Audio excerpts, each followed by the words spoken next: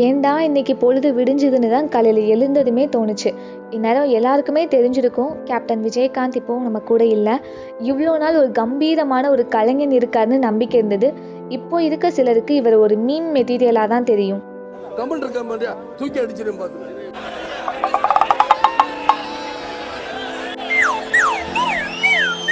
தர்மத்திற்கும் அதர்மத்திற்கும் நடக்கின்ற போற இந்த ஒரு நிமிஷம் இருங்க, இப்படி சத்தம் போட்டுக்கிட்டு இருந்தா யாருமே. ஆனா விஜயராஜ்னு இயற்பெயர் கொண்ட இவரு கர்ஜிக்கும் சிங்கமா தான் வாழ்ந்திருக்காரு.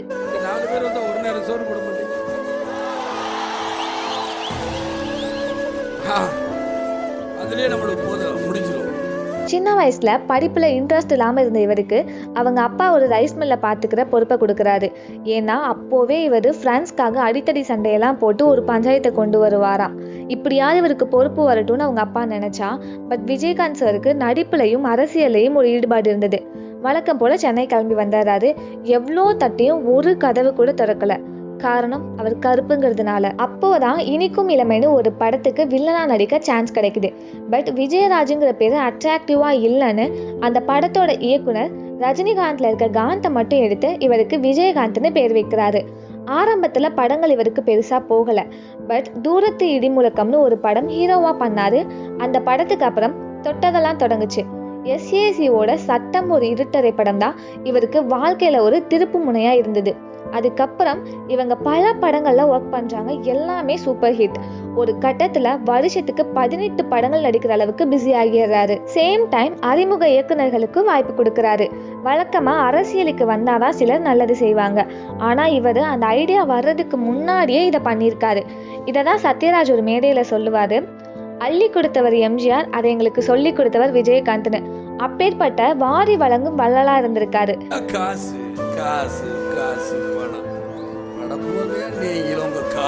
என்னையா கோடி கோடியா சேர்த்து வச்சு எங்கயா கொண்டு போய் போறீங்க? செத்தா கூட அருணாகுடி அத்து விட்டுட்டு தான் உள்ளத்தை கொண்டு போய் போதைக்கிறா.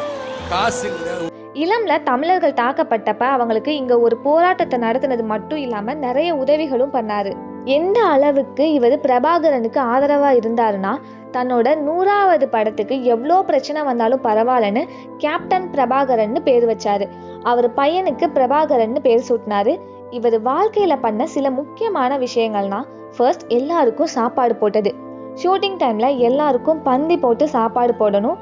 அதுவும் நான் எப்படி சாப்பிட்றனோ அதே மாதிரியான சாப்பாடு தான் போடணும்னு கொண்டு வந்தாரு. ஏன்னா இவர் ஒரு முறை ஷூட்டிங்ல சாப்பிட போகும்போது ஹீரோ வந்துட்டாருன்னு பாதியிலேயே ஷூட்டுக்கு கூட்டிட்டு போயிட்டாங்களாம்.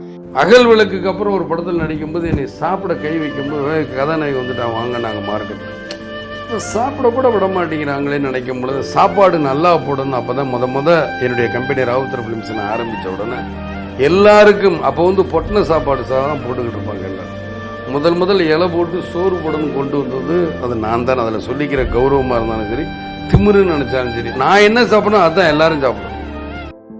நெக்ஸ்ட், நடிகர் சங்கம் கடன் அடைச்சது.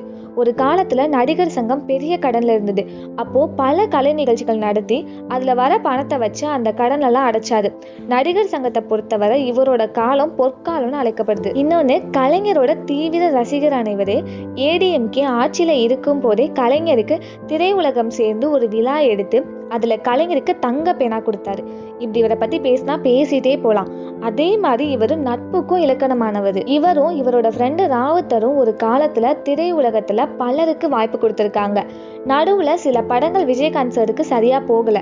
அப்போ ராவுத்தர் ஒரு ப்ரொடக்ஷன் கம்பெனி ஆரம்பிச்சு அது மூலமா விஜயகாந்த் சாரை வச்சு படம் பண்ணாரு. இன்னொன்னு எல்லாருக்குமே தெரியும், விஜய் சாருக்கு செந்தூர பாண்டின்ற படத்துல விஜயகாந்த் சார் ஒரு கேமியோ பண்ணியிருப்பாரு. அதுக்காக பேச SAC விஜயகாந்த் சருக்கு கால் பண்ணி உங்களை மீட் பண்ணணும்னு கேட்டிருக்காரு.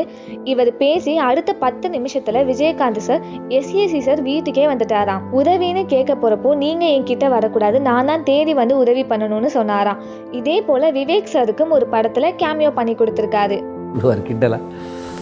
ஒன்றும் இல்லை கேப்டன், உங்களை கொஞ்சம் பார்க்கணும், ஒரு சின்ன ஷூட்டு. இந்த மாதிரி நான் சினிமாவுக்கு கதை சொல்கிற மாதிரி ஒரு கேரக்டரு, நான் உங்களுக்கு கதை சொல்கிற மாதிரி ஒரு சீன் நான் எழுதணும், நீங்கள் ஓகே சொன்னீங்கன்னா அப்படின்னு. சரி எடுத்துக்கேன்னாரு. உடனே எங்கே வரணும்னு, வீட்டுக்கு வா, வீட்டில் இருக்கும்போது தான் விஜயகாந்தை பார்த்து பேசுகிற அப்படின்னாரு. சரின்ட்டு சார் ஓகே சொல்லிட்டார் சார் அப்படின்னு. இப்படி தேடி தேடி உதவி செஞ்ச ஒருத்தர் இப்போ நம்ம கூட இல்லைங்கிறது வருத்தமாக தான் இருக்கு. கலைஞனுக்கு அழிவே கிடையாதுன்னு சொல்லுவாங்க. அவர் உயிர் பிரிந்தாலும் அவர் படங்கள் மூலியமாவும் அவர் பண்ண உதவிகள் மூலியமாவும் அவர் எப்பவுமே நம்ம கூடவே தான் இருப்பாரு. ஒரு மனுஷன் பிரியும் பொழுது அவன் தாய் அழுதா அவன் ஒரு நல்ல மகன், அவனுடைய பிள்ளைங்க அழுதா அவன் ஒரு நல்ல தகப்பன், அவன் கூட பிறந்தவங்க அழுதா அவன் ஒரு நல்ல சகோதரன், அவன் பிரிவுக்காக ஒரு நாடே அழுதா அவன் ஒரு நல்ல தலைவர். உனக்காக இந்த நாடே அழுவுதப்பா.